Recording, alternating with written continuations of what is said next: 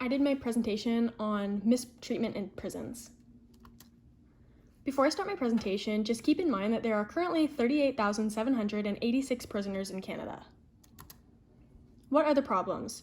The main two problems are human rights violation and prisoners developing mental illnesses, but some other problems that come with this are unhealthy lifestyle and the trauma and PTSD that inmates do get from being in prison.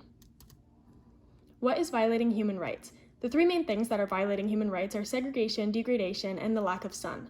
For segregation, people need social interaction. For degradation, negativity makes us unmotivated. And finally, lack of sun, we gain energy from the sun, so we need the sun in order to stay energized and positive. What causes mental illnesses in prisons? Some things include overcrowding, violence, enforced solitude, lack of privacy, lack of meaningful activity, isolation from social networks, insecurity about the future prospects, so work or relationships, and inadequate health services. And you can see from my picture there that women behind bars are 31% chance to get a serious mental illness, whereas women that are not in jail are only 4.9% chance. And then for men, 14.5% in prison and 3.2% out of prison. And for my activity, I just created a little website.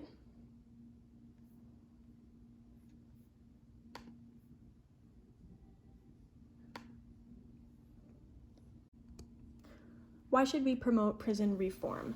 My first point is the human rights consideration. So a sentence of imprisonment is basically just depriving prisoners of their basic right to liberty. Prison reform is necessary to ensure that this principle is respected, the human rights of prisoners protected, and their prospects for social reintegration increased in compliance with relevant international standards and norms. My second point is imprisonment and poverty. Imprisonment disproportionately affects individuals and families living in poverty.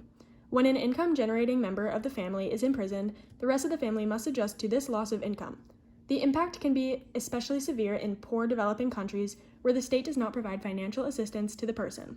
Thus, the family experiences financial losses as a result of the imprisonment of one of its members, also by the new expenses that must be met, such as the cost of a lawyer, food for the imprisoned person, transport to prison for visits, and so on.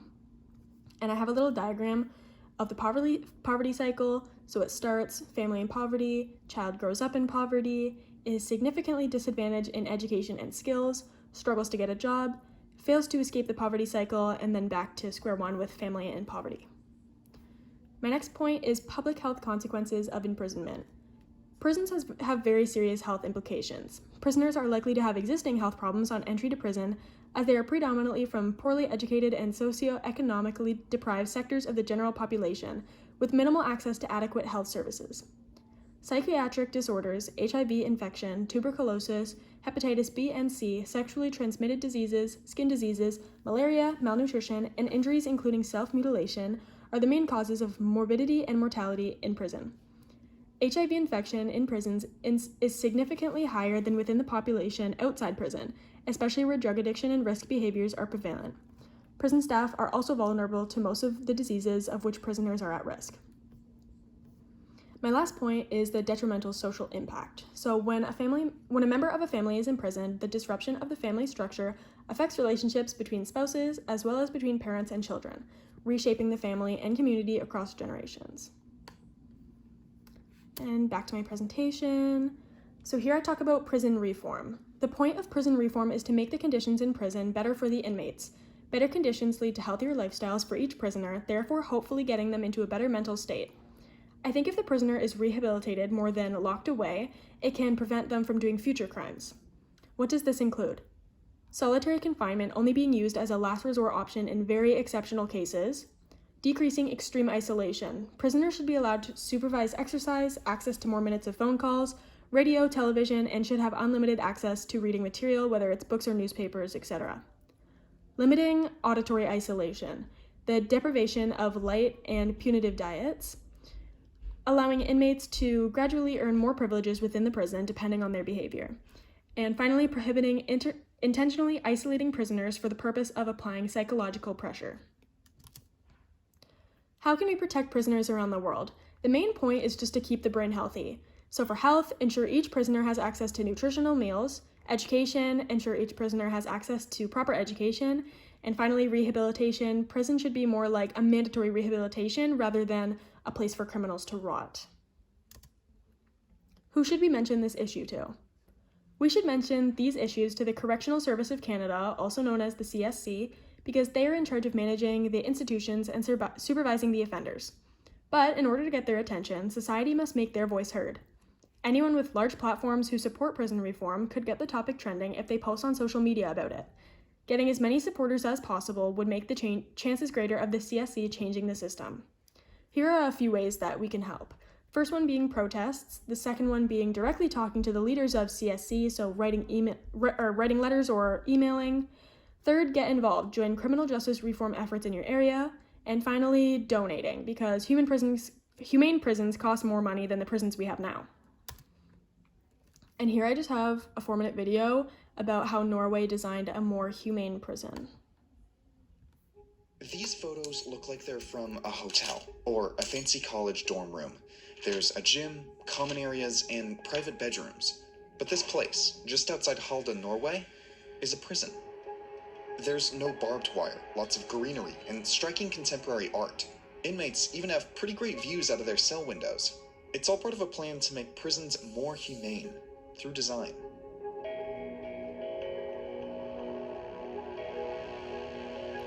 The underlying philosophy behind humane prison design argues that the look and feel of a prison shouldn't be a punishment.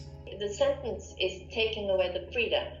Everyday life shouldn't be a sentence. And the first thing designers focus on is the basic architecture of prison buildings. In most prison architecture, facilities are consolidated into one contiguous building.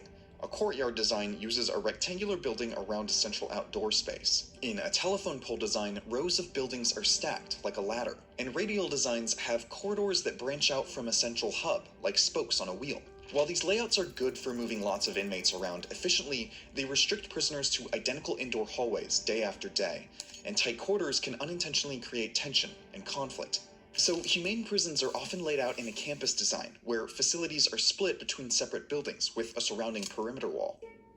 At Norway's Halden prison, housing is located here, while education and visitation spaces are here, in separate buildings. This means most inmates have to start their day with a commute, mimicking life in the outside world and providing easy access to outdoor physical activity. And unlike other layouts, which have windows that look out onto the prison itself, campus design gives inmates a rich view of their surrounding environment. This access to nature also helps inmates track the passage of time. The inmates felt that they were in a diving bell. They were disconnected with time and with space. Spending time outside and seeing days and seasons pass through windows helps reduce this problem. Plus, the grounds of humane prisons are usually landscaped carefully. At Halden, tall birch and pine trees dwarf the buildings and obscure the perimeter wall, lending what designers call an anti-authoritarian feel to the campus. Inmates are never made to feel intimidated by the architecture itself. Building materials influence humane design too. In other prisons, interiors are made from hard materials like concrete, linoleum, and steel. Materials like this block light, are visually unappealing, and constantly reflect noise. In prisons like Halden, you'll see glass to let in natural light, and materials like cork and wood to muffle noise. But humane prison design isn't just about architecture and materials. It's also about what happens inside the walls. Halden's design affects the way correctional officers and inmates interact.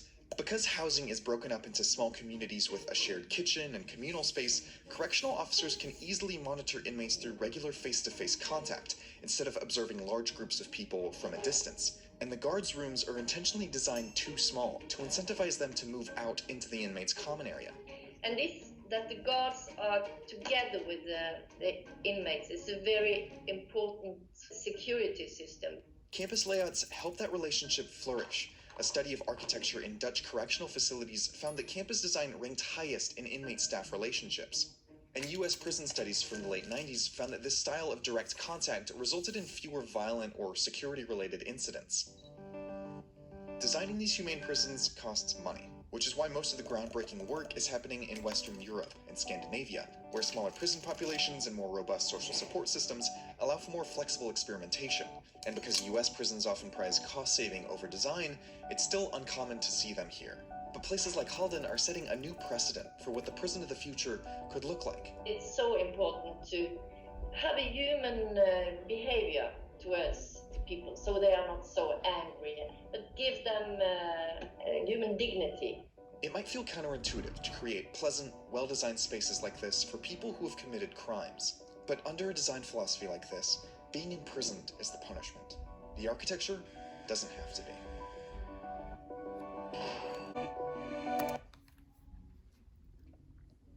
And lastly, just remember, now, like I said at the beginning of my presentation, there are currently 38,786 prisoners in Canada.